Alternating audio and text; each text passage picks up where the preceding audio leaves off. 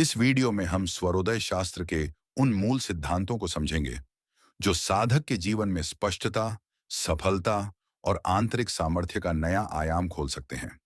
आइए इस अद्भुत विज्ञान की गहराइयों में प्रवेश करें और अपने भीतर विद्यमान इस वरदान को जागृत करें। स्वर शास्त्र सीखना है तो सबसे पहले अपनी सांस की शक्ति को पहचानिए। यही आपकी सबसे बड़ी गुरु है। जब तक आप यह नहीं जानेंगे कि इस क्षण आपकी श्वास किस दिशा में बह रही है, तब तक स्वर विज्ञान का वास्तविक द्वार नहीं खुलेगा। अपने शरीर को एक सजीव साम्राज्य समझिए और उसमें प्रवाहित होने वाली वायु को उसका सम्राट। यही प्राणवायु दो रूपों में कार्य करती है: निःश्वास अंदर लेना और प्रश्वास बाहर छोड़ना। जन्म से लेकर जीवन के अंतिम क्षण तक यह दिव्य प्रक्रिया निरंतर चलती रहती है। सांस ही जीवन है और स्वर ही उसकी दिशा। ध्यान दीजिए, सांस दोनों नासिकाओं से एक साथ बराबर नहीं चलती। कभी बाईं ओर उसका प्रवाह प्रबल होता है तो कभी दाईं ओर, और कभी थोड़ी देर के लिए दोनों ओर संतुलित रूप से बहती है। यही विशेष अवस्था है।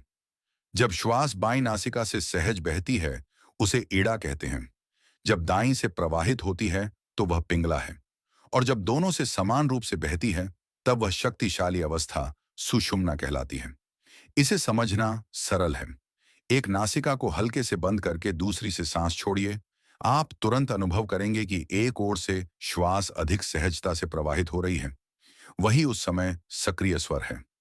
सामान्यतः सूर्योदय से लगभग हर एक घंटे में श्वास का प्रवाह एक नासिका से दूसरी में बदलता रहता है, क्योंकि 2.5 घड़ी लगभग 1 घंटे के बराबर होती है। इस प्रकार दिन और रात में लगभग 12 बार बाईं और 12 बार दाईं नासिका सक्रिय होती है, और यह भी एक निश्चित नियम के अनुसार चलता है कि किस दिन कौन सी नासिका से प्रारंभ होगा।